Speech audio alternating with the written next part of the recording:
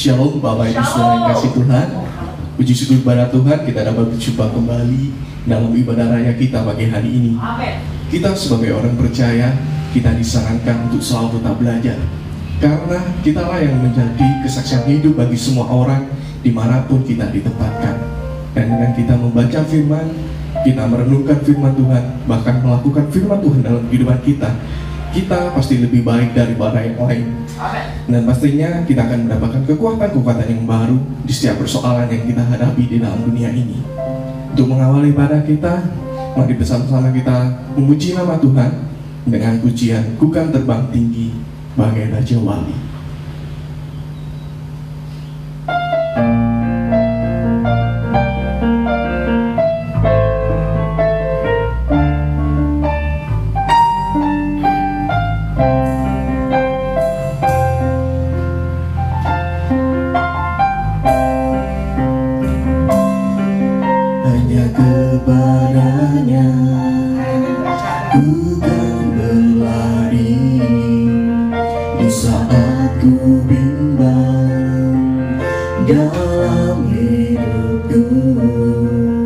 Yang aku percaya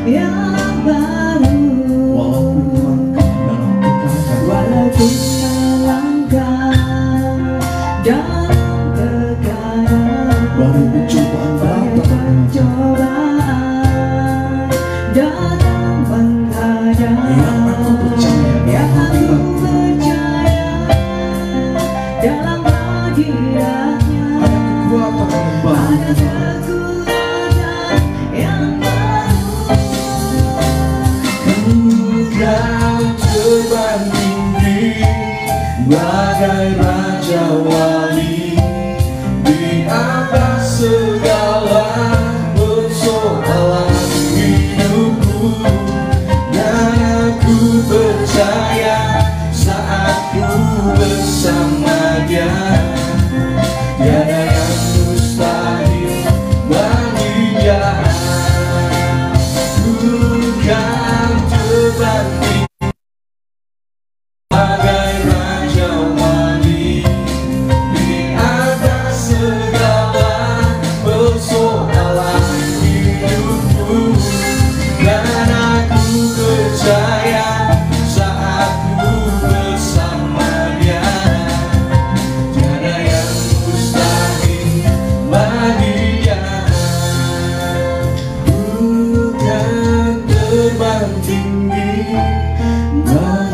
Raja Wali di atas segala persoalan hidupku. Dan aku percaya saat ku bersama Dia, tiada yang mustahil bagi Dia. Bukan terbang tinggi bagai Raja Wali di atas segala persoalan hidupku. Dan aku percaya saat ku bersama Dia, tiada yang mustahil bagi Dia. Ku kan terbang tinggi bagai Raja Wali di atas segala persoalan hidupku. Dan aku percaya saat ku bersama Dia, tiada yang mustahil bagi Dia.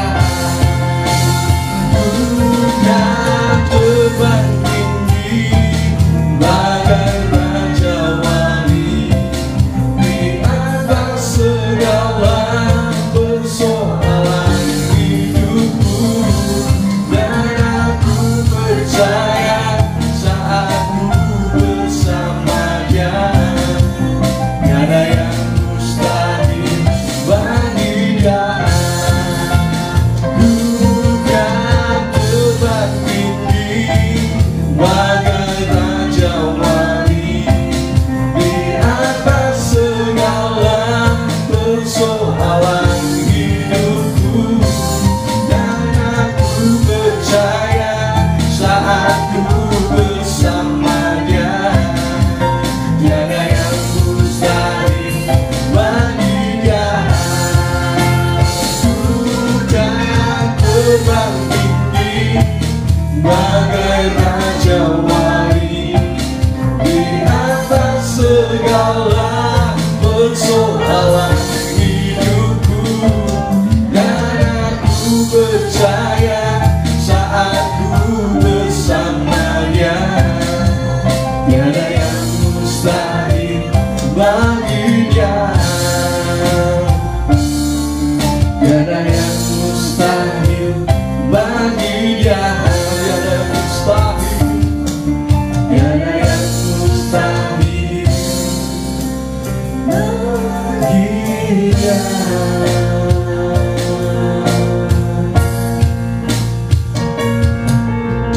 Mari sama-sama kita berdoa di saat kami bimbang dan begitu banyak tekanan yang ada di pikiran kami, Tuhan. Kadang kami tidak menyadari bahwa kekuatan yang besar bukan berasal dari kami, Tuhan, tetapi berasal dari Padamu, Tuhan Yesus. Memang kami tidak dapat memilih apa yang akan terjadi dalam kehidupan kami, Tuhan. Tetapi Tuhan mengizinkan ujian demi ujian agar kami bisa belajar, bahkan bertumbuh dan berbuah, yaitu buah yang manis, sehingga dapat menolong sesama kami. Kami dapat menjadi saksi bagi Tuhan, dan pastinya kami dapat menyenangkan pemilik buah itu sendiri, yaitu Tuhan Yesus Kristus. Tuhan, saat ini kami mau beribadah, setelah ibadah kami mulai awal, pertengahan hingga akhirnya, Tuhan Yesus, kami percaya hanya di dalam tangan Tuhan Yesus. Biarlah Tuhan, apa yang kami persembahkan pada pagi hari ini, semuanya untuk menyenangkan hati-Mu. Terima kasih Tuhan Yesus, hanya di dalam nama Tuhan Yesus Kristus kami berdoa. Haleluya, amin. Sekali lagi shalom Bapak Ibu sekalian kasih Tuhan. Marilah kita tanggalkan sekarang beban, kebimbangan, dan tekanan yang ada dalam kehidupan kita. Sebab jika kita menyerahkan hidup kita sepenuhnya dalam tangan Tuhan. Segala permasalahan yang terjadi dalam kehidupan kita akan kita selesaikan dengan ringan. Sebab Tuhan Yesus selalu menyertai langkah kita, Bapak Saudara. Mari kita lanjutkan pujian kita dengan pujian Bagai Raja Wali.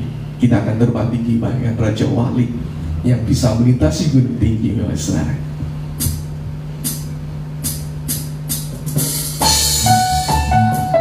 Aku ingin selalu berada di hadirat-Mu.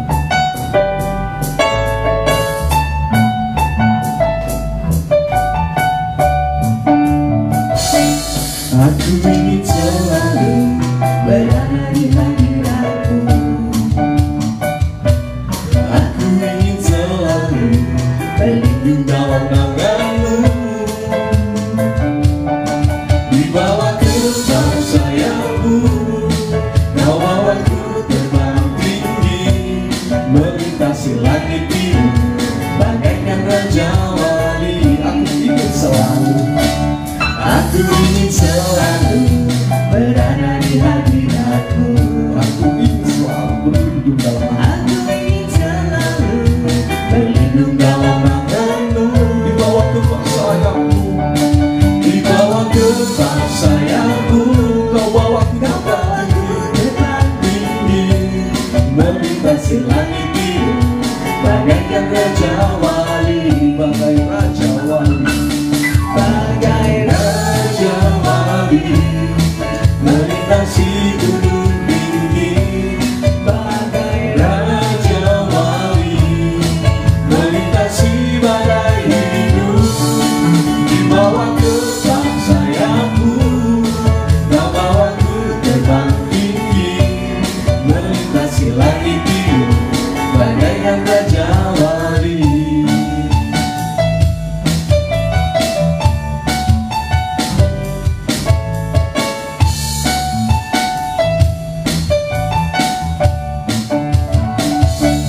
Aku ingin selalu berada di hadirat-Mu.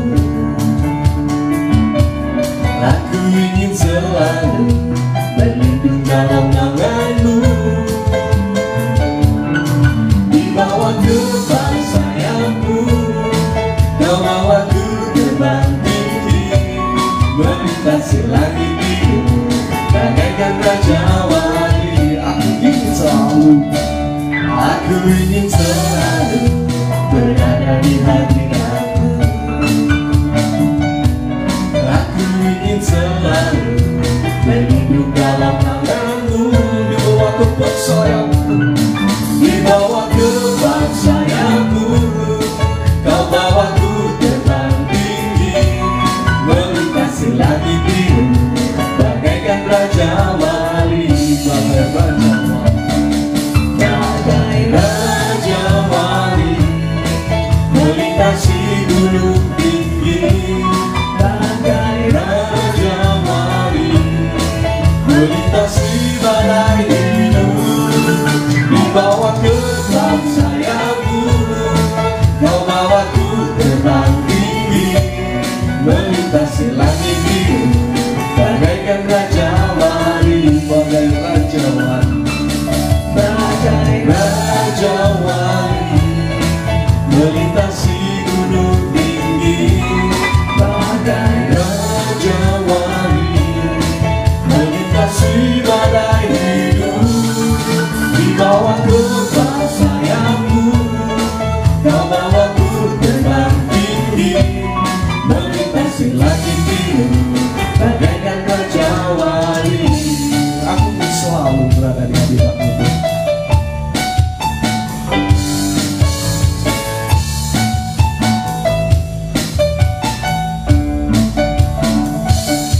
Aku ingin selalu berada di hadirat-Mu. Aku ingin selalu berlindung dalam tangan-Mu. Di bawah kerbau sayap-Mu, di bawah kerbau sayap-Mu, Kau bawaku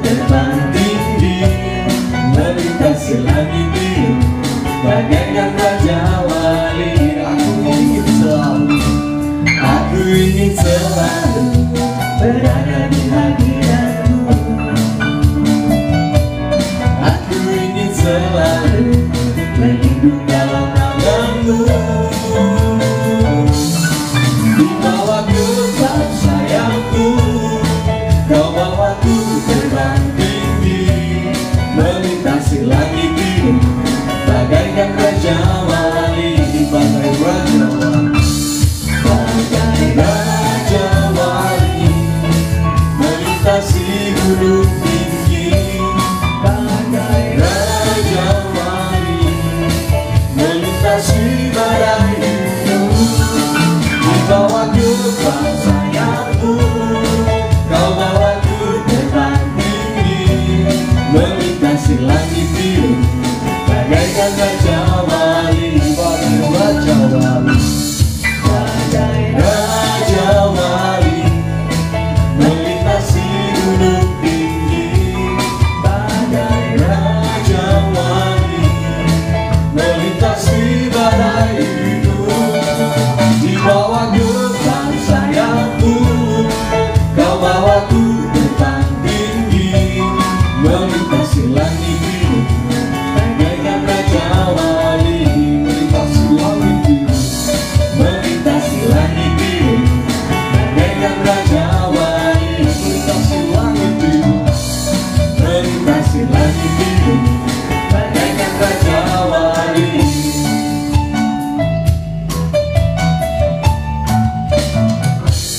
Puji nama Tuhan, kita berlari tidak menjadi lelah. Bahkan persoalan yang ada dalam kehidupan kita tidak akan membuat kita putus asa. Sebab Tuhan Yesus selalu menyertai kita, Bapak Saudara. Puji nama Tuhan, kita sudah memuji nama Tuhan. Tiba waktunya kita untuk mendengarkan firman Tuhan. Untuk menyambut firman Tuhan, mari bersama-sama kita memuji nama Tuhan dengan pujian You Are My All in All.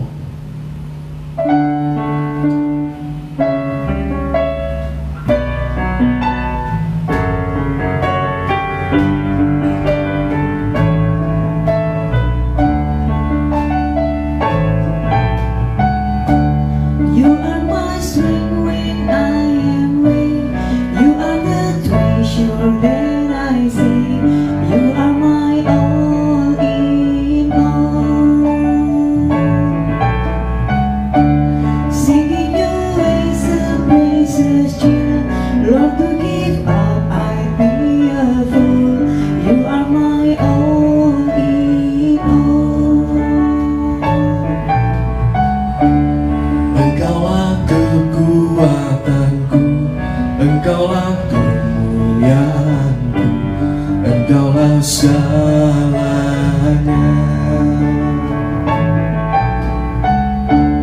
Engkau bermata yang indah, takkan pernah ku lepaskan. Engkaulah segalanya. Taking my sin, my cross, my sin, rising again, I bless your name. You are my all in all. When I fall down, you pick me up. When I am dry, you fill my cup. You are my all in all. Kau hapus segala dosaku, segala celah dan maluku. Engkaulah segalanya. Saat jatuh kau angkatku, saat haus kau penuhiku. Engkaulah segalanya.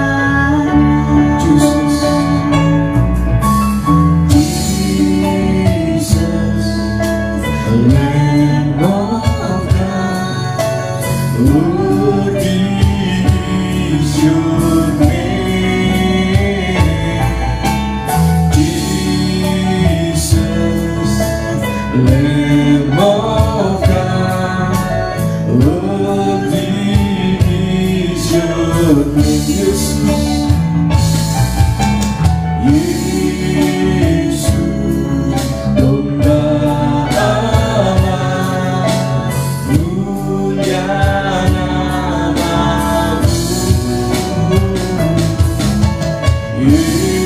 Yesus, Domba Allah, mulia namamu. Kau aku angkat kami Tuhan.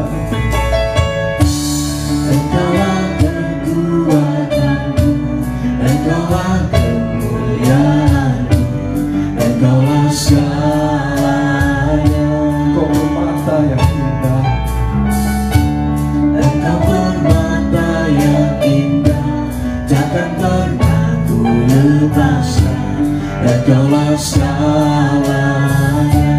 Kau hapus segala dosaku Tuhan.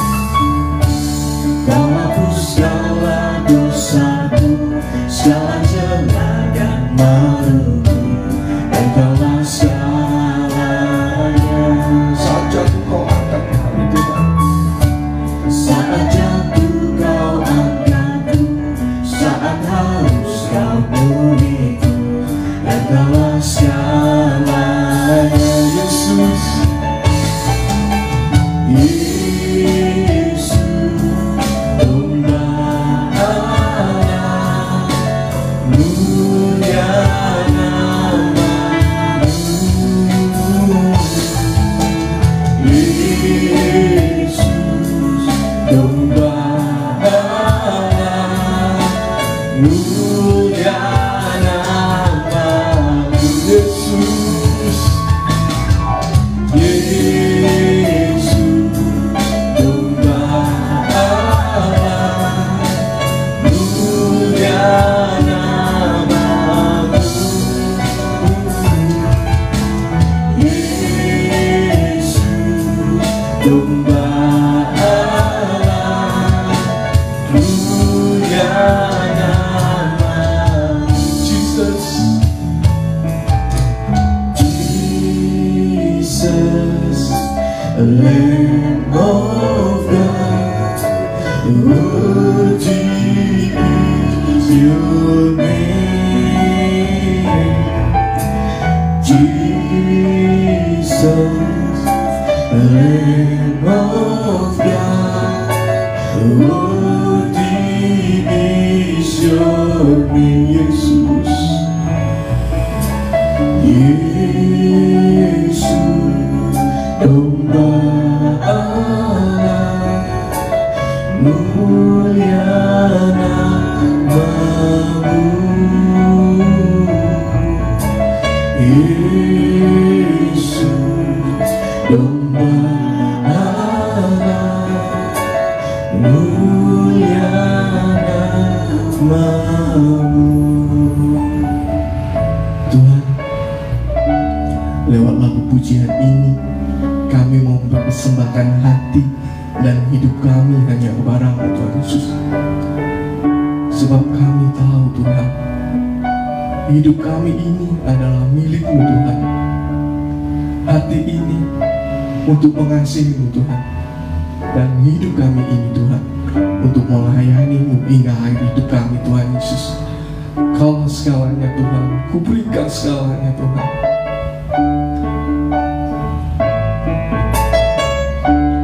Kuberikan hatiku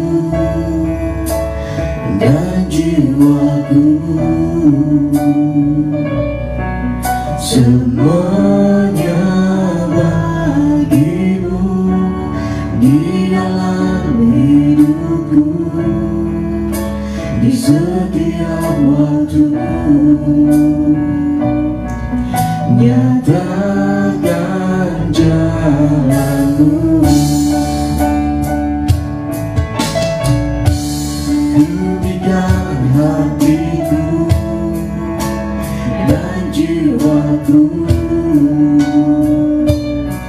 semuanya bagi-Mu di dalam hidupku, di setiap waktu.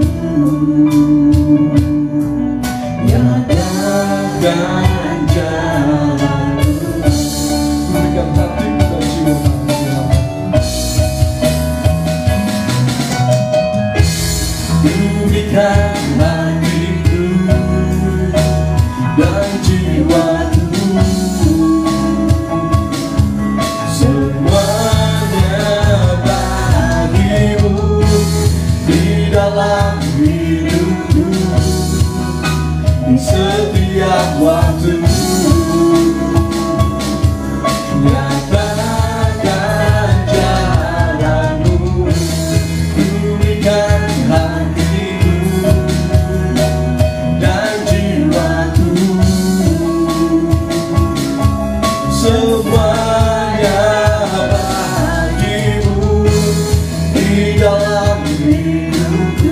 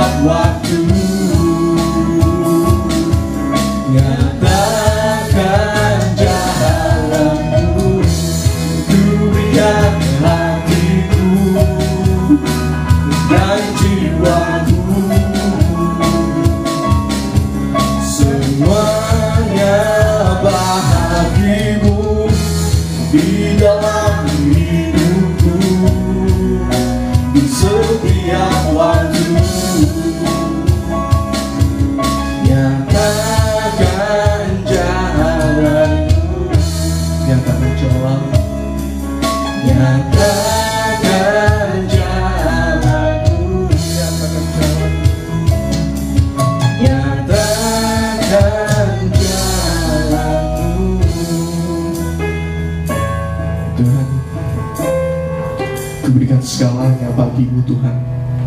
Hati ini dan hidup ini Tuhan, untuk melayani-Mu hingga akhir hidup kami Tuhan Yesus. Dan saat ini kami mau mendengarkan firman-Mu Tuhan Yesus. Kami mau menerima firman-Mu Tuhan pada pagi hari ini. Tuhan, sertai kami sehingga kami bisa menerima firman Tuhan dengan baik dan bisa tertanam dalam hati kami Tuhan Yesus. Tuhan, kami mau Tuhan memimpin setiap kami Tuhan. Hanya di dalam nama Tuhan Yesus Kristus kami berdoa. Haleluya. Amin. Pelayanan selanjutnya saya serahkan kepada Bapak Gembala.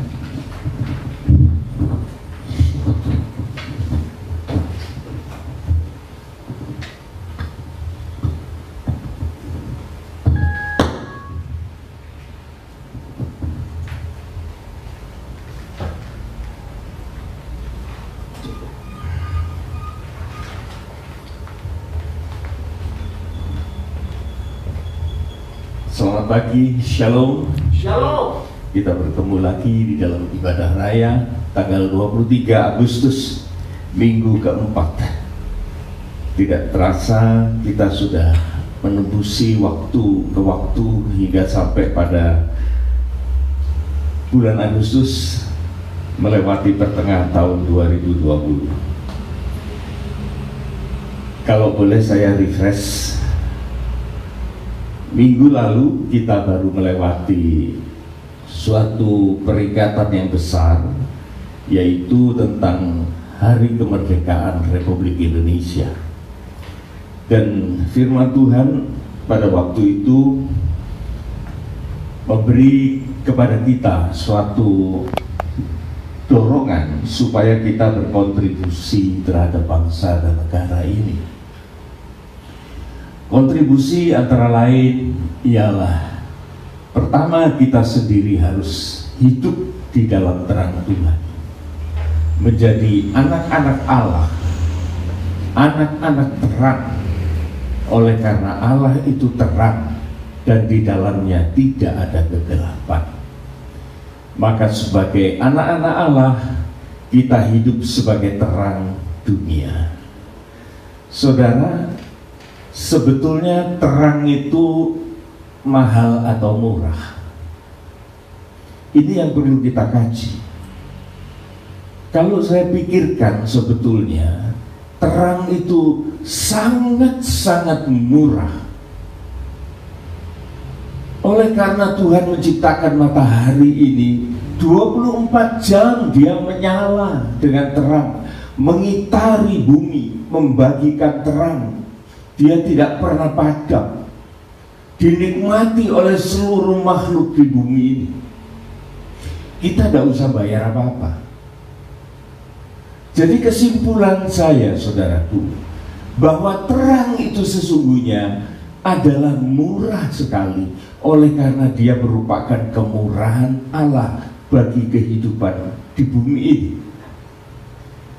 Masalahnya, saudaraku, jikalau kita ini mengaku sebagai anak terang, yang kita tahu, kita kenal, terang itu murah sebetulnya.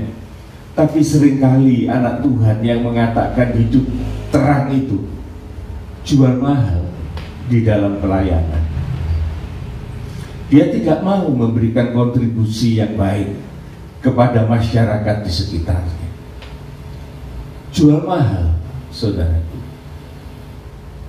Kalau dunia ini mengatakan, oh terang itu mahal, buktinya saya bayar listrik satu bulannya sekian ratus ribu, sekian juta. Itu karena manusia mau memaksakan terang itu selalu ada di sekitarnya. Ya tidak salah, saudaraku. Tetapi konsekuensinya, karena ini terang buatan dunia, maka terang itu jadi mahal, jadi beban. Tapi sebetulnya kalau kita mau kembali kepada kasih kemurahan Tuhan, kasih karunia Allah, maka sesungguhnya terang itu sangat murah. Tuhan mau membagikan matahari, Tuhan membagikan hujan, Tuhan menciptakan siang dan malam. Itu semua hanya untuk keperluan, kepentingan manusia di dunia ini. Nah, pesannya saudaraku dari pembukaan ini, saya ingin menekankan kepada kita sebagai anak-anak Tuhan, coba kita jangan jual mahal di dalam kita melayani Tuhan. Melayani dalam bentuk apapun, saudaraku, bentuk apapun. Kita sekarang coba akan melihat di dalam Alkitab, pelayanan dan pelayanan itu ternyata ada dua macam, tetapi tersamar sedemikian rupa sehingga kita seringkali tidak menyadari apa itu. Ya, kita baca di dalam Lukas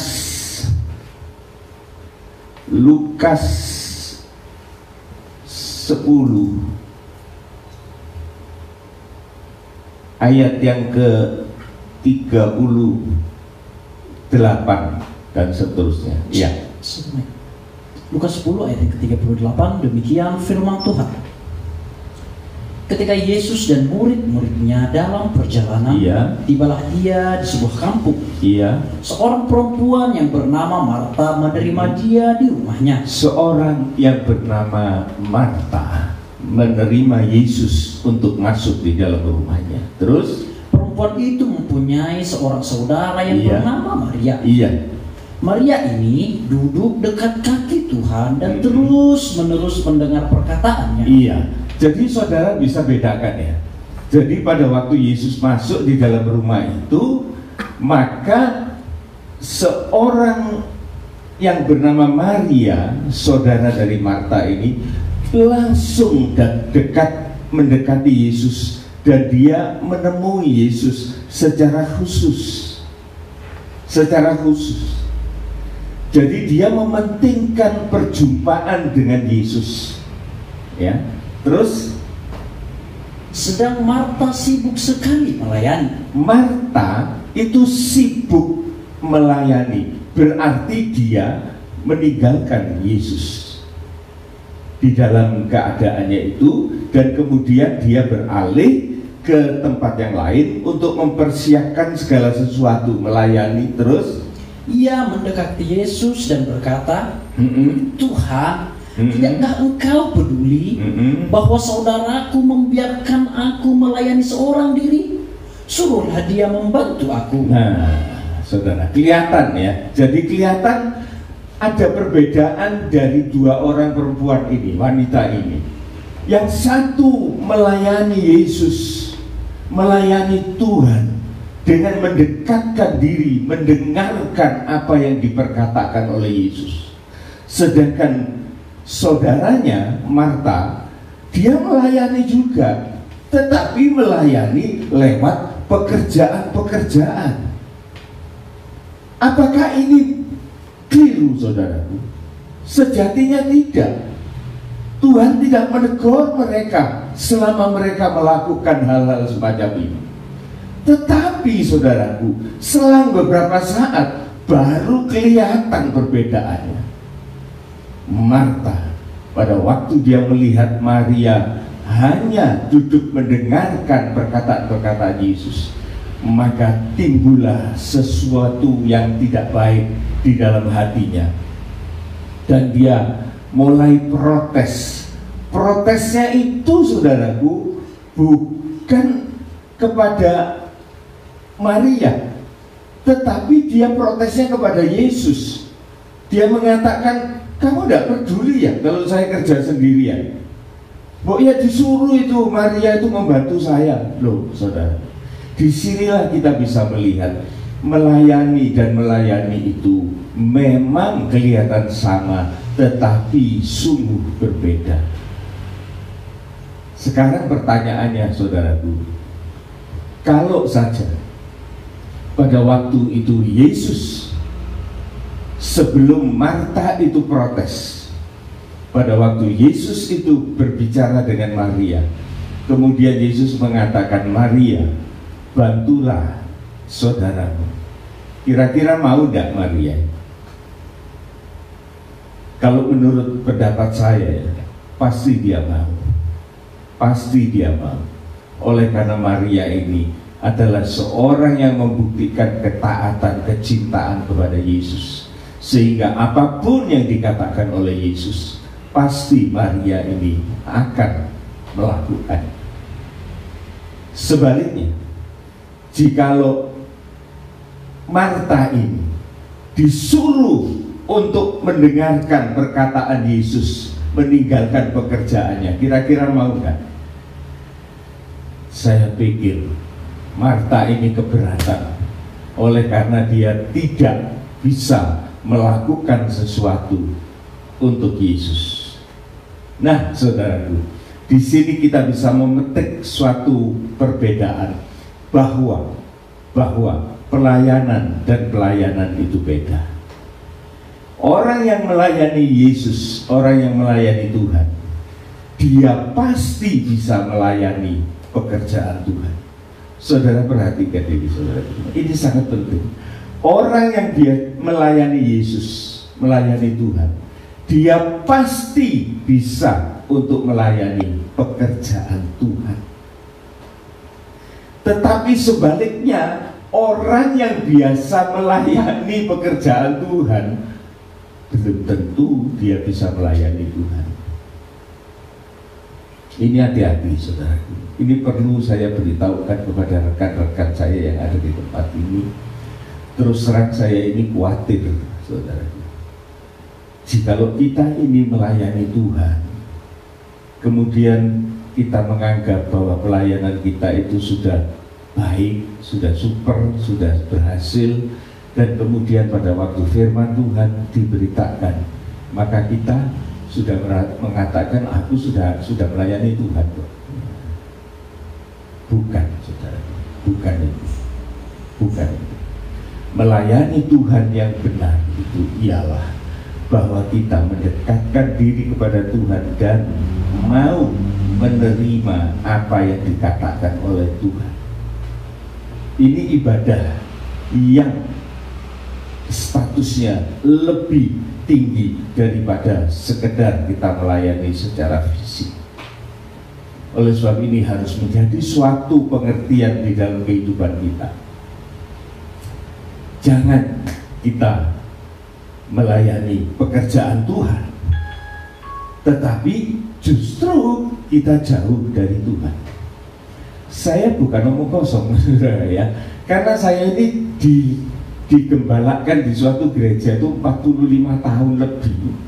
Saya nggak pernah pindah gereja. Sampai gembala saya 3 orang, yang 2 itu dipanggil Tuhan.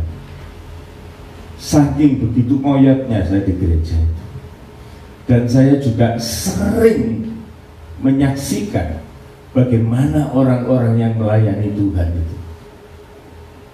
Pada waktu firman Tuhan itu ditaburkan, mereka sama sekali tidak ada respon. Dan mereka menganggap bahwa itu semua ya begitu-begitu saja, biasa itu. Dan sungguh, saudara, ini merupakan kerugian yang sangat fatal bagi pelayan-pelayan Tuhan. Oleh sebab itu saya sangat menghimbau bahwa jikalau kita melayani Tuhan, maka kita harus lebih penting mendekatkan diri kepada Tuhan. Untuk apa? Supaya karakter kita ini diubahkan, saudaraku. Jangan karakter kita ini sementara belum ada keubahan, kita mau melayani Tuhan. Kita melayani pekerjaan Tuhan, bisa. Tapi saya mau bilang, saudaraku, orang dunia pun mungkin lebih bisa dari kita. Kita tidak boleh menyangkal, saudaraku. Orang dunia pun lebih hebat dari kita. Kita harus sadar itu. Tetapi jikalau kita ini dilibatkan di dalam pelayanan, itu adalah kasih karunia. Tuhan memberikan kesempatan yang baik bagi kita untuk kita masuk di dalam pelayanan, mengambil bagian dalam pekerjaan Tuhan. Saya ingin mendalamkan ini, saudaraku, di dalam surat Roma 12. Surat Roma 12 ini sering kita baca dan hanya lewat begitu saja. Hanya lewat begitu saja. Tetapi kali ini rasanya Tuhan menekankan sesuatu yang harus dibicarakan di dalam Roma 12 ini, supaya kita bisa mengambil apa sih yang dikehendaki oleh Tuhan dengan turunnya ayat ini. Roma 12 ayat yang pertama dan seterusnya ini sering kita baca. Mari kita sekarang juga baca ulang, saudara. Baca ulang. Roma 12 ayat yang pertama, demikian firman Tuhan. Karena itu, saudara-saudara, demi kemurahan Allah aku menasihatkan kamu. Iya, berhenti dulu. Saudara tahu ya, jadi ayat ini mengatakan karena itu saudara-saudara, demi. Jadi asal mulanya itu bukan dari apa-apa. Demi itu adalah permulaan dari segala sesuatu, demi kemurahan Allah. Jadi atas dasar kemurahan. Jadi kalau kita ini terpanggil untuk melayani, jangan ngomong bahwa kita ini mampu, bahwa kita ini bisa, bahwa kita ini pandai. Banyak di luar itu orang-orang yang lebih mampu dari kita, banyak orang yang lebih pandai dari kita. Siapa kita ini, saudaraku, sejatinya? Tetapi Tuhan mau berkemurahan kepada kita dan menasehatkan lewat ayat ini terus, supaya kamu mempersembahkan tubuhmu sebagai persembahan yang hidup. Iya, di dalam kehidupan kita yang sekarang ini loh saudaraku, sebelum kita menjumpai ajal, dalam keadaan kita masih hidup ini saudaraku, merupakan suatu persembahan kepada Tuhan yang berkenan. Ulangi, supaya kamu mempersembahkan tubuhmu sebagai persembahan yang hidup. Yang hidup terus, yang kudus. Yang kudus. Kapan kita ini bisa jadi kudus, saudaraku? Kapan kita ini bisa jadi kudus? Apakah bisa kita ini menguduskan diri kita sendiri? Itu pertanyaan, saudaraku. Kekudusan itu tidak bisa tidak. Kita harus dikuduskan oleh kebenaran. Kebenaran itu adalah firman yang kita dengar. Kekudusan itu akan dikerjakan oleh Roh Kudus. Kita tidak bisa menguduskan diri kita sendiri. Kita hanya bisa mau menyerahkan diri kita untuk dikerjakan, dikuduskan oleh firman dan Roh Kudus. Bagaimana, saudaraku, dikatakan yang hidup, kita hidup, yang kudus, apakah kita kudus? Tidak, saudaraku. Kita ini pada dasarnya adalah orang-orang yang terhukum, orang-orang yang jauh dari Allah.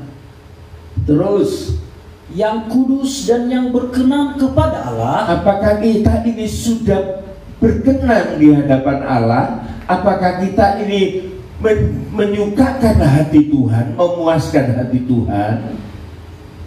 Tuhan mempertanyakan loh itu, saudaraku. Tuhan mempertanyakan itu.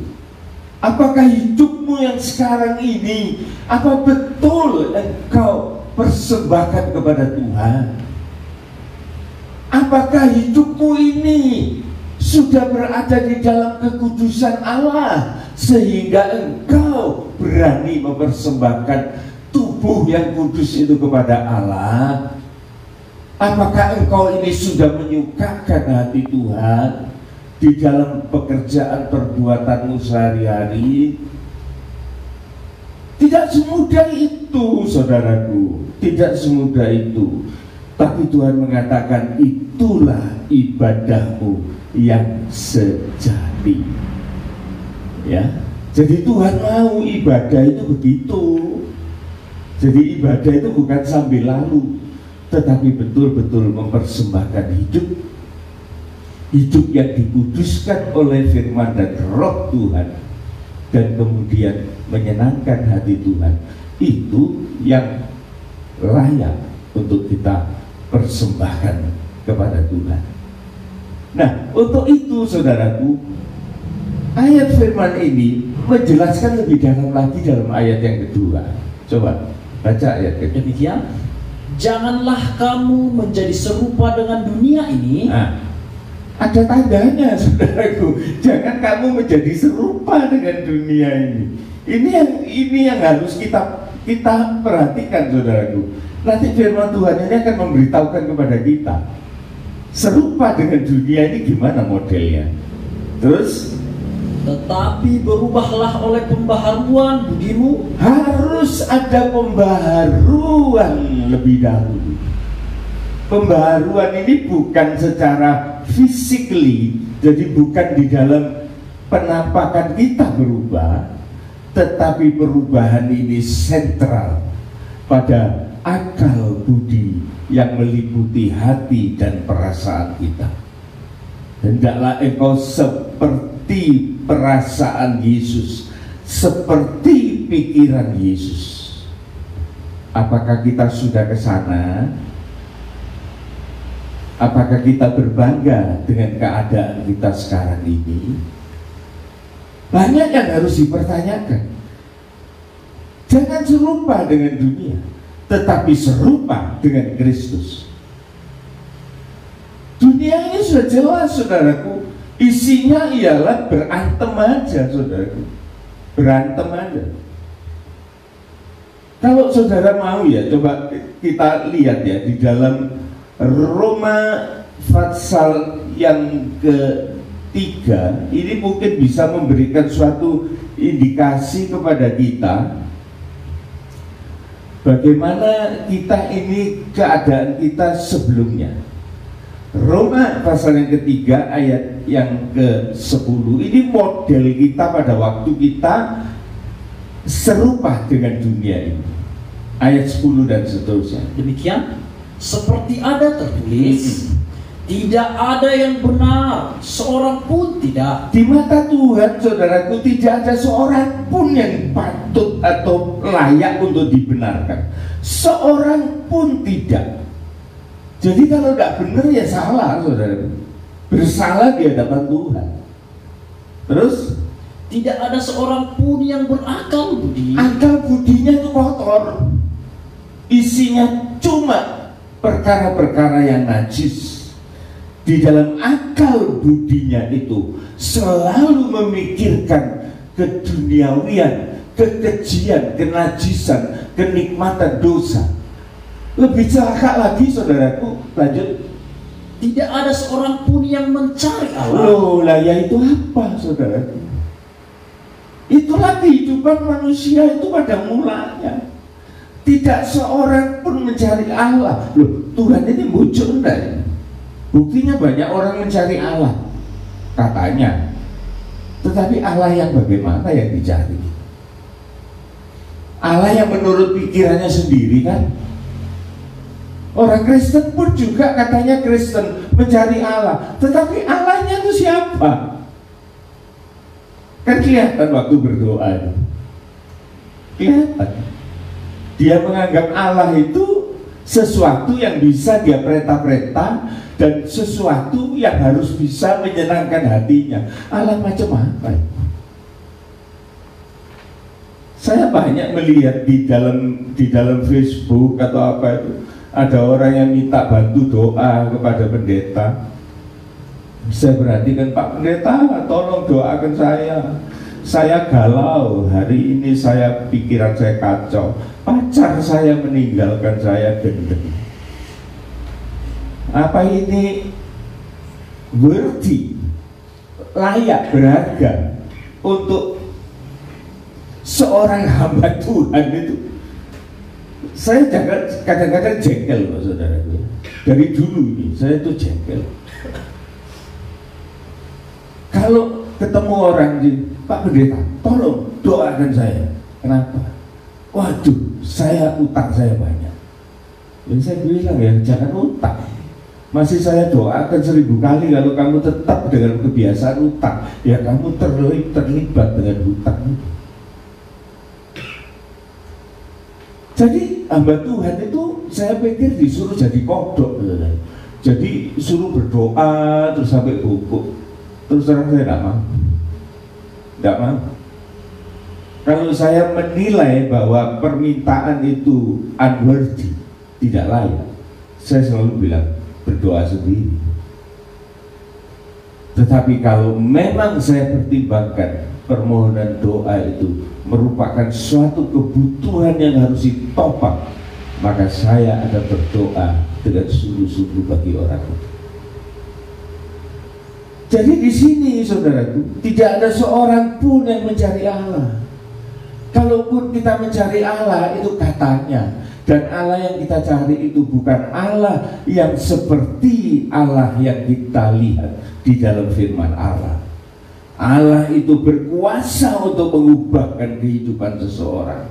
Terus, tidak ada seorang pun yang berakal budi, tidak ada seorang pun yang mencari Allah. Itu modelnya. Terus, semua orang telah menyeleweng, mereka semua tidak berguna. Tidak berguna, useless,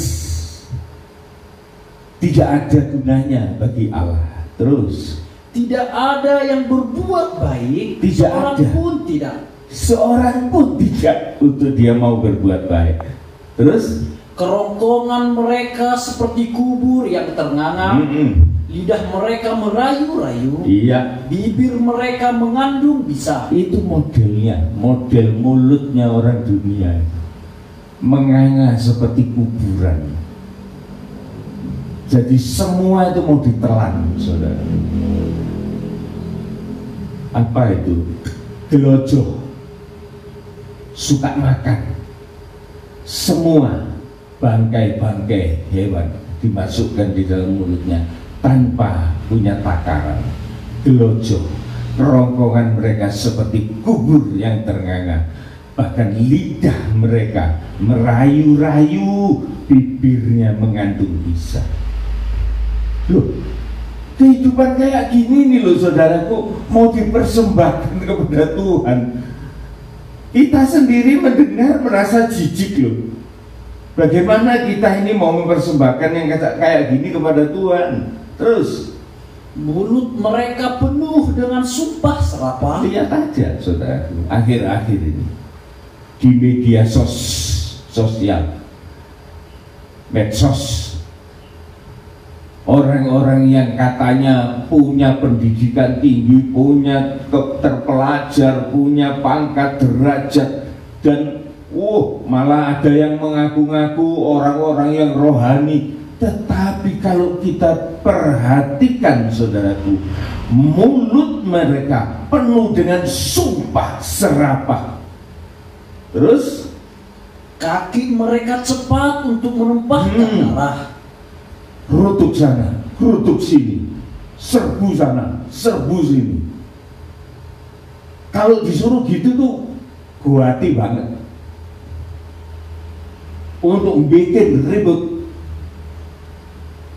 Serbu sana, serbu sini, serang sana, serang sini. Kaki mereka cepat untuk menumpahkan darah. Terus, keruntuhan dan kebinasaan mereka tinggalkan di jalan mereka. Di samping itu pada waktu orang-orang itu berjalan, maka di perjalanan itu banyak kerusakan, kebinasaan yang terjadi oleh karena ulah mereka. Terus, dan jalan damai tidak mereka kenal. Iya.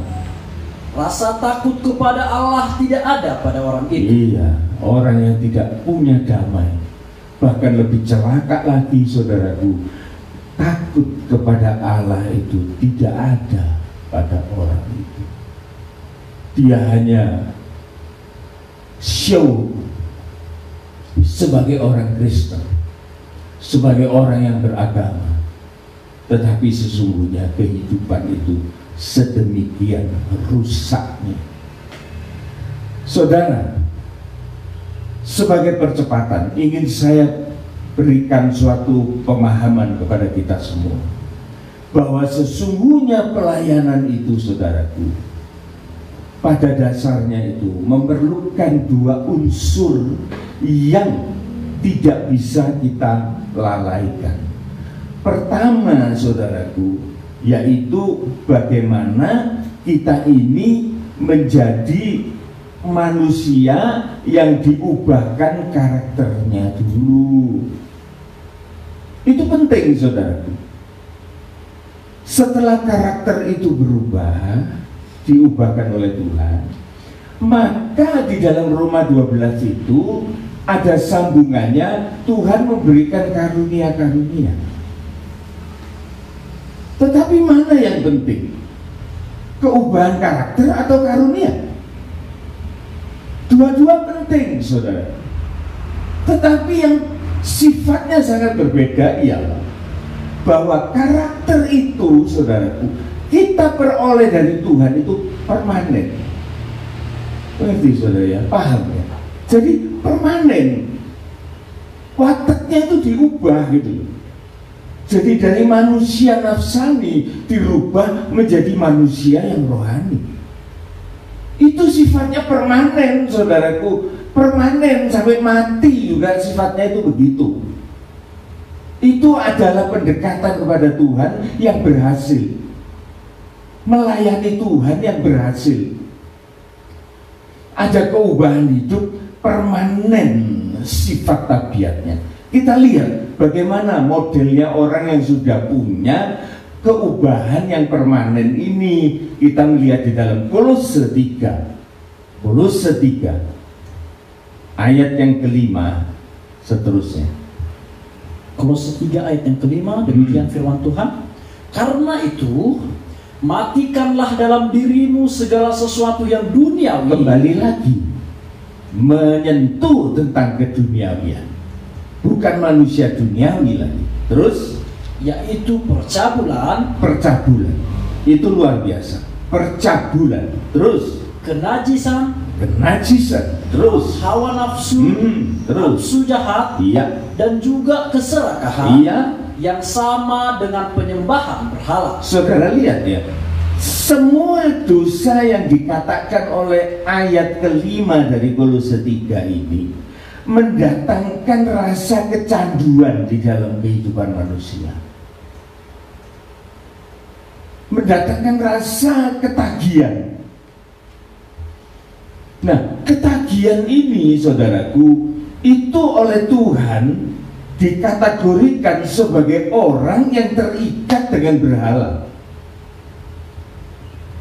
Dia harus menyembah, artinya menuruti apa yang menjadi kebiasaan itu. Di sini dikatakan percabulan. Cabul itu, saudaraku, itu penyakit hormon itu, saudaraku. Seorang pria itu kalau dia tidak berhati-hati, maka dia mengumbar mata, mengumbar telinga, mengumbar otaknya untuk memikirkan sesuatu yang najis, maka hormon itu akan keluar dan membakar diri. Dan ini kebiasaan, saudaraku. Dan dunia itu menyediakan untuk sesuatu yang membantu, memicu dalam hal-hal semacam ini. Bayangkan, saudaraku, betapa rusaknya fisik seseorang itu apabila hormon di dalam tubuhnya itu morat-marit, saudara. Ini benar-benar merupakan malapetaka, percabulan, kenajisan. Pikiran kita selalu piktor, pikiran yang kotor ada di dalam kita. Hawa nafsu, nafsu jahat, serakah. Dan Tuhan mengatakan itu sama dengan penyembahan terhadap berhala. Kalau itu tidak terpenuhi, rasanya aduh, masih utang. Ini yang berbahaya, saudara. Sehingga manusia itu bermusuh dengan Allah. Lanjut. Semuanya itu mendatangkan murka Allah atas orang-orang durhaka. Iya. Terus dahulu kamu juga melakukan hal-hal itu ketika kamu hidup di dalamnya. Ojo mungkin, saudara. Saudara belum pernah jadi tua. Saya pernah jadi muda. Sekarang jadi tua. saudara nanti bakal juga nututi. Ini bukan suatu perjuangan yang ringan. Ini perjuangan yang sangat berat. Jikalau betul-betul kita tidak ditolong oleh Tuhan lewat firman-Nya, lewat Roh Kudus-Nya, lewat kasih setianya, lewat darah pengorbanannya, maka sesungguhnya kita tidak bisa lepas dari hal ini. Ini sangat-sangat menggigit. Kalau Tuhan bisa menyelesaikan itu, manusia bisa menyelesaikan itu, Yesus tidak perlu datang di dalam dunia. Penyelesaian itu hanya satu, oleh karena Yesus datang ke dalam dunia, menyelesaikan segala permusuhan ini, dan Ia mendamaikan kita dengan Allah. Selanjutnya, tetapi sekarang Iya, buanglah semuanya ini, yaitu marah, geram, kejahatan, fitnah, dan kata-kata kotor yang keluar dari mulutmu. dulu saudaraku, pada waktu saya masih bekerja sebagai pimpinan suatu perusahaan, ya baru 2 tahun ini saya tinggalkan. Kalau ada karyawan yang keliru atau karyawan yang bersalah, biasanya ya saya marah, saudaraku. Saya marah. Saya kalau marah tidak teriak-teriak, tidak banting meja, tidak gebrak-gebrak meja, enggak. Saya tetap biasa gini. Kalau saya marah, saya ngomong itu biasa. Tapi dalam omongan saya itu menghujam gitu. Sehingga saya tahu orang yang mendengarkan omongan saya itu dia tidak bisa lari, dan dia betul-betul merasa bersalah, dan dia betul-betul di dalam suatu intimidasi, tekanan dari kalimat-kalimat yang saya katakan. Sekalipun saya tidak gebrak-gebrak meja. Nah, kadang-kadang saya marah-marah begitu tuh. Istri saya ini ada di dekat situ. Setelah saya marah-marah itu, kemudian ya sudah, saya tidak mikir lagi, saya itu cuma marah karena dia salah. Setelah saya peringatkan, kemudian ya sudah selesai urusan itu. Tapi istri saya itu ngomong sama saya, kamu itu keterlaluan ngomongnya itu. Loh, keterlaluan apa? Iya, kamu nggak perlu ngomong sampai sejauh kayak gitu. Kan orang itu kan sakit hatinya. Loh, ya enggak sih, dia memang salah kok, dan dia perlu diberitahu supaya dia tidak salah lagi. Iya. Tetapi itu omongan itu menyakitkan hatinya. Saya bilang, udahlah, saya sudah tidak punya perasaan apa-apa kok sama dia. Saya benci juga enggak. Ya saya cuma ngomong aja. Dia bilang, iya kamu yang ngomong, kamu tidak bisa merasakan apa yang dirasakan orang itu. Tetapi orang itu, seperti apa yang saya dengar omonganmu, itu sangat menyakitkan hatinya. Saya mulai mikir, apa ya gitu. Seringkali saudaraku, kita ini suka marah-marah kepada orang-orang lain. Terutama kemarahan kita itu kita tujukan kepada orang yang tidak berdaya melawan kita. Waduh saudaraku, saya banyak belajar untuk itu, supaya setiap kali ada rasa marah di dalam hati, selalu saya pendam, saya tekan. Bukan untuk ditekan, tetapi untuk saya hilangkan. Saya mau menang dari perasaan-perasaan yang semacam itu. Tidak lagi ada keinginan untuk marah-marah menyakitkan hati orang. Mulai terukur di dalam perkataan-perkataan kita. Sekalipun kita punya wewenang, mungkin kita ini sebagai bos, sebagai majikannya, sebagai pemimpin perusahaannya. Tetapi seharusnya saudara, sebagai anak-anak Tuhan, harus ada pengalaman keubahan di dalam hati kita lewat mulut kita ya, supaya di dalam kita berkata-kata terukur, proporsional, tidak berlebih-lebihan. Ini yang harus kita belajar, saudara. Jangan kita ngomong, saudara, begini, pokoknya Tuhan tolong saya. Biasanya mulut saya rusak, tetapi kalau saya datang di gereja ditumpangi tangan sama pendeta, mulut saya jadi bersih. Tidak, saudara, perlu ditampar dulu supaya bersih. Siapa yang nampar? Dirinya sendiri. Supaya kita belajar untuk tidak gampang marah dengan mulut kita, menyakitkan hati orang, mendatangkan ketakutan, mendatangkan kegelisahan, tidak ada kedamaian di dalam hati orang-orang di sekitar kita. Terus marah, geram. Iya, geram ini artinya mangkel, saudaraku, jengkel, mau membalas dendam. Kemudian kejahatan, fitnah, dan kata-kata kotor yang keluar dari mulut kita. Jangan coba-coba gini ya, saudara ya. Ini ada orang ini yang biasa meso-meso. Saudara tahu meso-meso ya? Nah, maki-maki. Setelah dia maki-maki terus dia mengatakan, enggak loh, sebetulnya hatiku ini hati yang baik loh. Aku maki-maki itu kan cuma mulutku tok.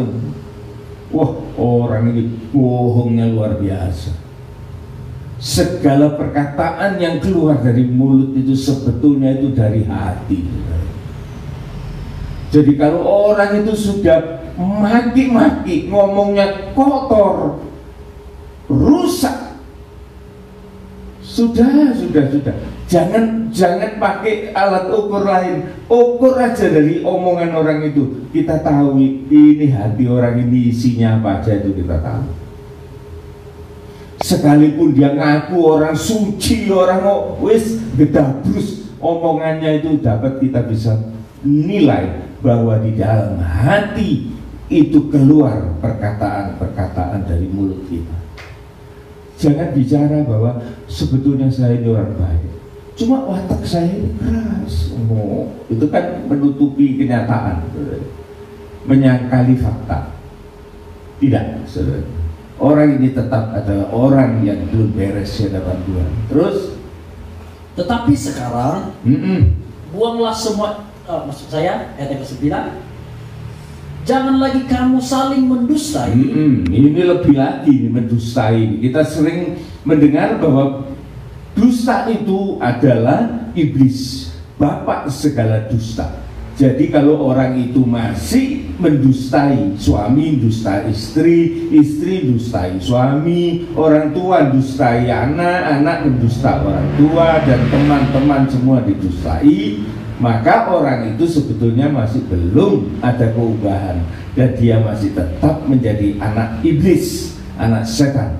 Terus, janganlah kamu saling mendustai, karena kamu telah menanggalkan manusia lama serta kelakuannya. Iya, harus jelas. Terus, dan telah mengenakan manusia baru yang terus-menerus diperbaharui untuk memperoleh pengetahuan yang benar menurut gambar haliknya. Saudara lihat ayat yang ke-10 ini, saudara ya.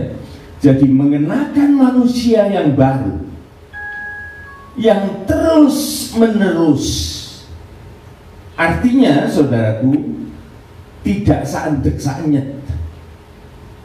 Oh, aku sudah dibarui oleh Tuhan, maka aku jadi manusia baru, semuanya jadi baru. No, tidak.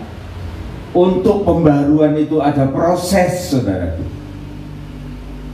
Seperti yang pernah saya katakan, ada faithful, ada suatu pengharapan, ada satu kepercayaan, ada satu kebutuhan dari orang itu untuk dia dikerjakan sebagai manusia yang dibaharui. Faithful, menyediakan diri, available. Dia mau Tandanya mau apa? Menyediakan diri. Kalau dia tidak menyediakan diri, itu artinya dia tidak mau, saudara. Dia harus mau. Dan kemudian yang ketiga adalah mau diajari dan mau belajar. Teachable. Jadi kalau tiga faktor ini, saudaraku, tidak kita praktekkan, yaitu kita menginginkan mempercayakan sesuatu itu dengan sungguh-sungguh di dalam kehidupan kita. Dan yang kedua, kita terbukti mau menyediakan diri kita untuk mendekati Tuhan, untuk mau menyediakan diri diubahkan oleh Tuhan. Dan yang ketiga, kita bersedia belajar. Mother Teresa, saudaraku, di dalam kata-kata mutiaranya dia mengatakan, Tuhan itu tidak menuntut kamu itu untuk sukses, tetapi Tuhan itu cuma mau kamu itu mencoba, berusaha untuk ke arah situ. Karena kadang-kadang orang itu belum sukses mati di tengah jalan, saudara. Tidak apa-apa, masuk surga nih. Oleh karena track recordnya sudah betul, sekalipun tidak nyampe ke sana, dia mati di tengah jalan, tapi dia didapati oleh Tuhan. Loh, dia ini di jalan yang benar. Jadi jangan mikir, oh harus kayak gitu suksesnya. Enggak, coba sekarang ini loh, kita waktu mendengar firman Tuhan ini loh, nanti praktekkan dulu. Siapa tahu kita, ya tidak saya teruskan. Tetapi saya tadi ngomong, kalau kita tidak nyampe ke sana, maka kita didapati oleh Tuhan di tempat yang bagus. Nah, saya ingin mengajak kita untuk kembali ke Roma 12 ini. Ada beberapa yang perlu kita perhatikan, saudara.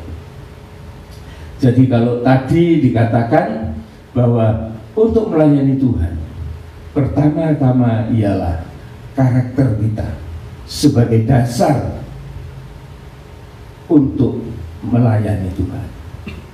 Karunia itu penting, saudara, penting. Tetapi karakter itu yang mengendalikan segalanya. Jadi dari karakter itu, saudaraku, sifatnya adalah permanen. Oleh karena kita dikerjakan di dalam pribadi kita, ya. Dan tujuan yang penting ialah bahwa kepribadian yang baru itu menyukakan, berkenan, dikenal oleh Tuhan dengan baik, menjadi milik kesayangannya, menjadi imamat yang rajani, menjadi bangsa yang dikhususkan, menjadi milik kesayangannya untuk memberitakan kebesaran-kebesaran Allah. Nah, sekarang saya ingin berpindah kepada karunia. Karunia itu penting, saudara, tetapi dia harus seimbang dengan kepribadian orang yang baik. Supaya apa? Karunia-karunia itu mendatangkan manfaat. Karunia itu, saudaraku, perhatikan, tidak permanen. Karunia itu diberikan oleh Tuhan kepada manusia, kepada hamba-hambanya, sesuai dengan kehendak Tuhan dan sesuai dengan kebutuhan pada waktu itu. Kenapa? Bileam itu seorang nabi kafir, tetapi bisa dipakai loh oleh Tuhan. Dia mendapat karunia penglihatan, dia bisa meramalkan, dia bisa menubuatkan segala macam. Itu orang yang musuhnya Tuhan bisa diberikan hal semacam itu untuk keperluan-keperluan tertentu. Jadi hati-hati, saudara, di dalam pengikutan saya kepada Tuhan, ya, sejak saya masih kecil, saya itu sering melihat hamba-hamba Tuhan zaman dulu, zaman saya masih kecil. Waduh, mereka tuh rata-rata mendapat karunia-karunia Tuhan, karunia kesembuhan rohani. Sungguh, saudara, itu betul ada. Setiap kali ada orang sakit yang hampir mati, dia datang, dia tumpangi tangan, dia doakan, sembuh, sembuh. Saudara. Ada orang yang dari jauh, dia cuma ambil sapu tangannya, kirimkan sapu tangan, dan dia ambil sapu tangan itu, dia doakan dengan sungguh-sungguh, dan dia kirimkan kembali, ditempelkan kepada orang yang sakit, sembuh. Tetapi anehnya, waktu saya sudah agak dewasa, saya ketemu lagi dengan hamba Tuhan itu, gak bisa apa-apa, sama sekali sudah. Hanya membayangi orang gak sembuh malah mati. Loh, saya heran loh saudara, kok bisa ya? Bisa hilang loh karunia. Karunia itu bisa diberikan, bisa dicabut. Oleh sebab itu saudaraku, karunia itu harus sering dilatih, harus sering dipraktekkan. Coba saudara ya, kalau kita biasa khotbah, orang berkhotbah ini adalah karunia. Coba kalau nggak dipakai, saya ingin tahu, saya kalau sudah pray, tidak bongkar firman Tuhan, tidak berkhotbah, pada waktu lewat 2 minggu gitu saya disuruh khotbah kedandapan. Rasanya itu, kok jauh itu ya, gimana ya cara ngumpulkan lagi. Oleh sebab itu perlu, karunia itu perlu dikembangkan. Diperolehnya karunia itu sifatnya instan, tiba-tiba. Kalau Tuhan mau, punya dia karunia. Tapi kalau keubahan tidak bisa, harus perlu waktu dan pergumulan untuk kita memperoleh itu. Nah ini saudaraku, jadi kesimpulan dari Roma pasal 12 ini, bahwa jika kita ini ingin masuk di dalam pelayanan Tuhan, pekerjaan Tuhan, atau melayani Tuhan, supaya kita mengerti bedanya. Melayani Tuhan adalah kita mendekatkan diri kepada Tuhan untuk kita mengalami keubahan. Melayani pekerjaan Tuhan itu baik, tetapi seringkali orang yang melayani pekerjaan Tuhan itu terperosok dengan pekerjaan-pekerjaan. Ya seperti kita ini, gembala biasa kok. Ini kan biasa. Ya memang ini pekerjaan Tuhan. Sound system, yaitu pekerjaan untuk Tuhan. Menyanyi, pekerjaan untuk Tuhan. Semua pekerjaan untuk Tuhan. Tetapi saudara, yang perlu kita pahami dan perlu kita perhatikan, bahwa pekerjaan Tuhan itu bukan melayani Tuhan. Kita melayani pekerjaannya, itu baik. Tetapi yang tidak boleh kita lupakan adalah kita melayani Tuhan. Contoh yang real adalah Maria, Marta. Marta di dalam keadaan dia melayani pekerjaan, hatinya tidak pernah puas. Tetapi Maria, dia melayani Tuhan, dia mendapat perlindungan pada waktu dia dituntut oleh saudara. Yang terbaik tidak akan diambil daripadanya. Inilah saudaraku yang perlu kita perhatikan di dalam kehidupan kita sehari-hari, di dalam kita melayani Tuhan, beribadah. Kita kembali bertanya kepada diri kita, dan kita mengerti bahwa jikalau kita melayani ini adalah satu kemurahan yang merupakan nasihat supaya kita ini mempersembahkan hidup ini, saudara. Bukan setelah kita rontok, bukan setelah kita sudah tidak bisa apa-apa baru kita ngomong Tuhan ku persembahkan hidupku. Itu tidak ada gunanya, ya. Tapi merupakan satu persembahan yang dalam hidup ini kudus, berkenan. Itu ibadah yang sejati. Karunia-karunia itu akan menyusul, tetapi kita harus tahu bahwa karunia-karunia itu sifatnya hanya penyerta bagi orang-orang yang dipakai oleh Tuhan. Dan di sini kita mendapat suatu wawasan yang bagus bahwa pelayanan kepada pekerjaan Tuhan itu tetap bagus, tetapi jangan kita sampai meninggalkan pelayanan kepada Tuhan. Ini yang perlu kita perhatikan. Kiranya menjadi berkat bagi kita semua dan kita dibangun oleh Tuhan, dibaharui sepanjang kita masih hidup di dunia ini. Kita mengalami perubahan yang signifikan di dalam tangan Tuhan. Kita akan menyanyikan sebuah nyanyian, saudaraku, nyanyian yang cukup lama tetapi sangat indah nyanyian ini.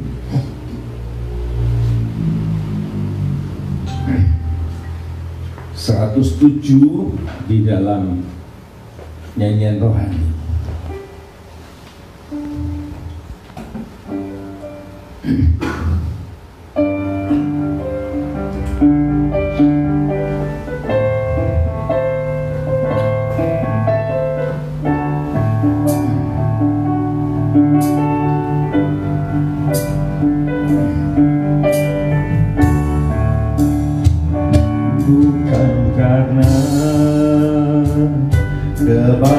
Kebaikanmu bukan karena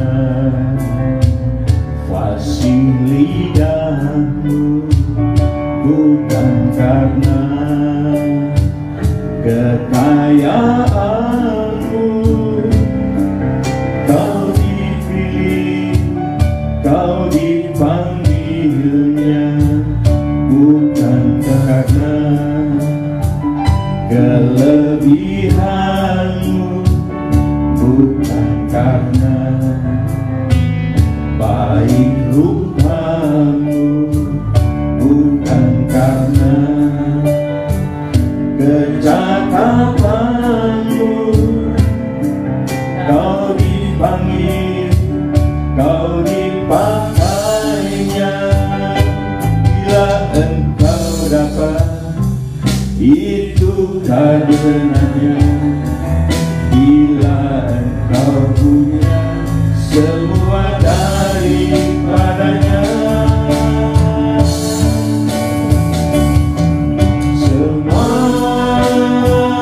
hanya anugerahnya, diberikannya pada kita. Semua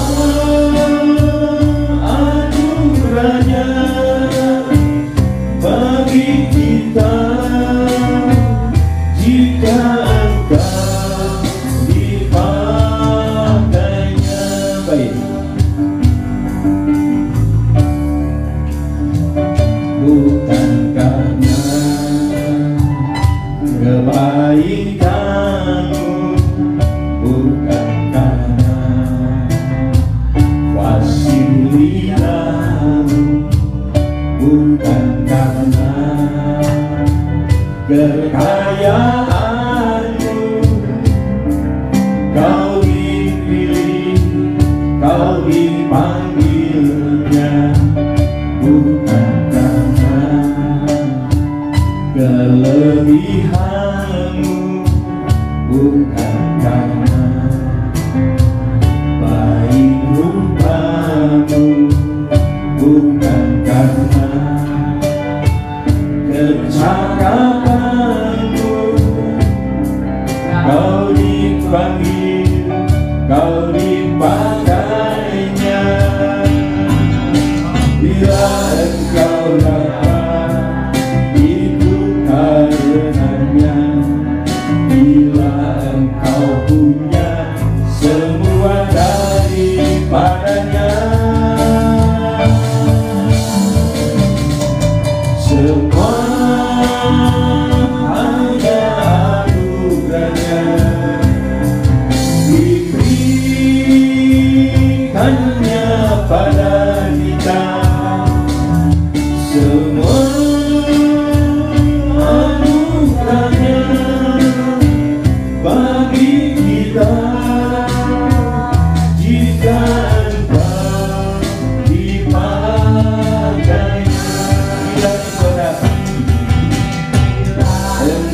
datang itu karenanya.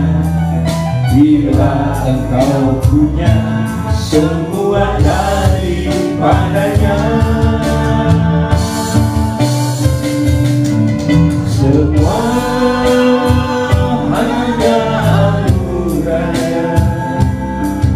diberikannya pada kita.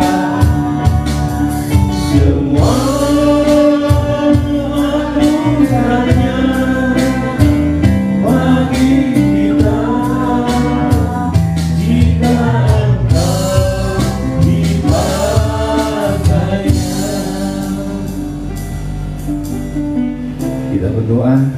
Tuhan, terima kasih, firman-Mu datang sebagai suatu peringatan bagi kami, juga merupakan suatu nasihat yang baik, supaya kami tahu prioritas kami di dalam melayani Engkau.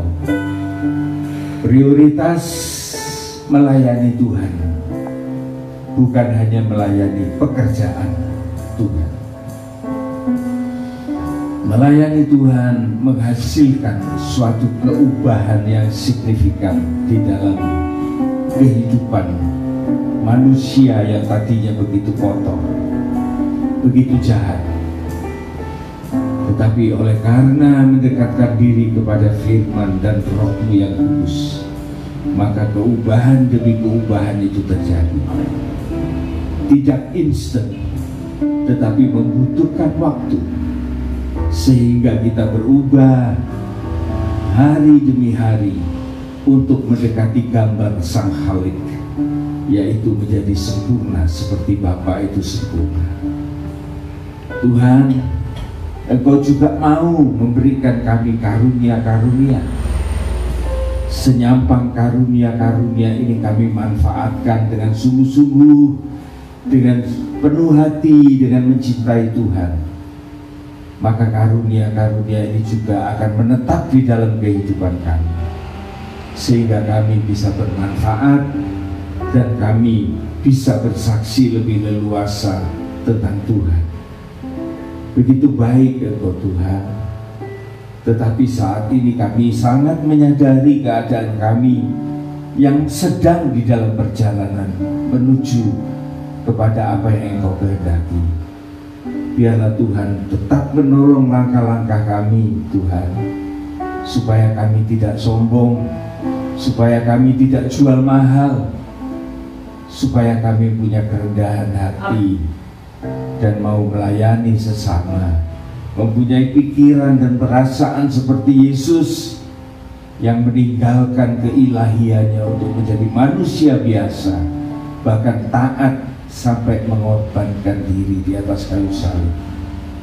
Terima kasih Tuhan buat janji perubahan yang akan kami alami, dan kami percaya pada saat ini sedikit banyak kami sudah mengalami perubahan demi perubahan sampai menjadi sempurna seperti Engkau. Tuhan, saatnya kami berdoa bagi sidang jemaat-Mu Jatiroto, sidang jemaat-Mu di Lumajang, Tuhan, dan saudara-saudara seiman atau siapapun yang mendengarkan firman Tuhan ini, biar juga mereka memperoleh berkat yang sama, dan Tuhan berikan perubahan bagi mereka untuk mereka bisa Engkau pakai lebih leluasa. Terpujilah nama-Mu. Bagi mereka Tuhan yang berada di dalam sakit atau di dalam pencobaan atau di dalam kelemahan apapun, Tuhan, tidak ada penolong yang lain. Kami hanya mengatakan Tuhan sumber pertolongan. Biarlah belas kasihan Tuhan dan kuasa kemurahan Tuhan akan menolong kami semua untuk kami terlepas dan dikuatkan di dalam menghadapi segala apa pencobaan di atas muka bumi ini, Tuhan. Oleh karena kami adalah anak-anak Tuhan, kami tahu bahwa kami akan memperoleh pertolongan dari Allah.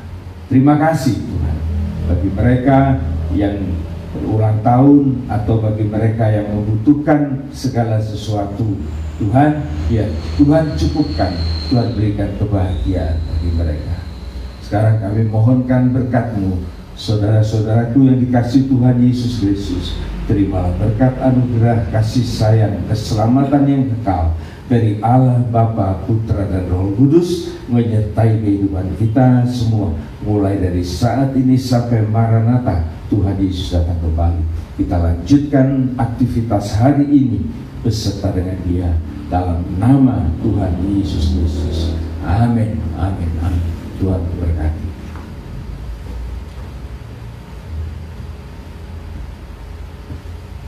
Cek sebentar, Bapak Ibu Saudara sekalian, Jemaat GPT Lumajang dan Jatiroto, saya akan mengumumkan pengumuman ibadah kita 1 minggu ke depan. Ibadah kita masih tetap berjalan seperti biasa, ibadah live streaming. Kiranya kita tetap semangat, baik itu ibadah raya, ibadah PA maupun ibadah sekolah minggu masih tetap berlangsung, ibadah online, ibadah live streaming sampai nanti kita menentukan waktu yang tepat demi kebaikan kita bersama. Itu yang pertama. Yang kedua, bagi Bapak Ibu seperti biasa, jika ingin memberikan persepuluhan, boleh langsung saya menghubungi saya pribadi atau Saudara Olpi. Kami langsung datang ke rumah Bapak Ibu Saudara dan mengambilnya serta memberikannya kepada bendahara gereja kita. Yang ketiga, Bapak Ibu, ibadah sekolah minggu masih berjalan seperti biasa dalam bentuk animasi, drama, dialog dan lain sebagainya. Kiranya bagi orang tua yang memiliki anak-anaknya, disupport anak-anaknya untuk mengerjakan tugasnya dan untuk juga mendengarkan ibadah sekolah minggu itu. Semuanya untuk kepujian, kemuliaan nama Tuhan. Dan rekod-rekod firman Allah tetap kami akan berikan setiap harinya. Dan kiranya Bapak Ibu berrela hati untuk meluangkan waktunya untuk mendengarkan firman Tuhan. Semuanya juga untuk kebaikan kita dan untuk memuliakan nama Tuhan. Dan satu lagi sebagai yang terakhir, Bapak Ibu Saudara sekalian, bagi Bapak Ibu yang ingin didoakan, mungkin sakit atau mungkin ada rumah yang baru, toko yang baru, yang ulang tahun dan lain sebagainya, boleh juga langsung menghubungi saya pribadi, Saudara Olpi. Kami langsung datang ke rumah Bapak Ibu. Gak usah sungkan Bapak Ibu Saudara, kami siap selalu melayani Bapak Ibu Saudara sekalian. Demikian pengumuman yang bisa saya bagikan. Oh, dan yang terakhir, selamat ulang tahun bagi Bu Lili ya. Bu Lili, selamat ulang tahun Bu Lili. Siapa lagi? Ada lagi yang lain? Gak ada? Sekolah minggu gak ada? Gak ada? Oke, gak ada atau lupa? Ya, selamat ulang tahun bagi Bu Lili. Kiranya kesehatan, keluarga, pekerjaannya senantiasa diberkati dan disertai oleh Tuhan. Jangan lupa pakai masker Bapak Ibu Saudara, jangan lupa jaga kesehatannya, dan jangan lupa berdoa. Shalom, Tuhan Yesus memberkati kita semua. Yeay.